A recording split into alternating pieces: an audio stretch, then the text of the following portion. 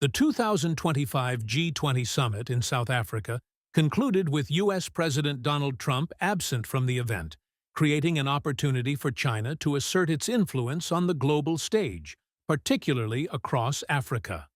Trump had criticized Johannesburg as a total disgrace, citing unverified claims about the treatment of white citizens, a remark that drew a firm response from South African President Cyril Ramaphosa, who emphasized that boycotts undermine diplomacy and stressed the importance of the U.S. maintaining its leadership role as the world's largest economy. While speculation arose that Washington might still send officials, China had positioned itself prominently, with President Xi Jinping sending Premier Li Qiang to represent him, reflecting Xi's ongoing trend of delegating foreign engagements to trusted emissaries. Observers noted that Trump's absence reinforced perceptions of a U.S. retreat from multilateralism, giving China the opportunity to present itself as a stable, predictable, and reliable partner. The summit was historically significant, with an African chair and full participation from the African Union.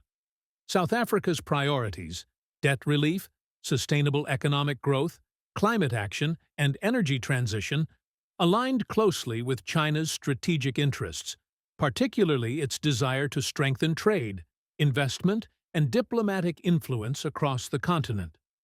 China's engagement in Africa was visible, including Premier Li's visit to Zambia, the first by a Chinese premier in 28 years, and projects such as the $1.4 billion Tazara Railway rehabilitation, enhancing regional trade and connectivity. The economic relationship proved mutually beneficial. Africa relied on China for manufacturing, technology, and infrastructure, while Chinese firms gained access to raw materials, growing markets, and strategic investment opportunities. Trade data showed significant growth, including a 60% increase in solar panel shipments from China to Africa in the past year, highlighting collaboration in green energy and sustainable development. Analysts observed that China used the summit to stress stability, adherence to global rules, support for the Global South, and leadership in areas such as the digital economy, artificial intelligence, and governance. China's approach stood in contrast to the United States' absence from the summit, as well as other multilateral forums such as the APEC meeting in South Korea and COP30 in Brazil. Beijing continued to promote multilateralism and global cooperation, offering policy support, development assistance, and trade incentives, including a zero-tariff policy for African nations with diplomatic ties to China.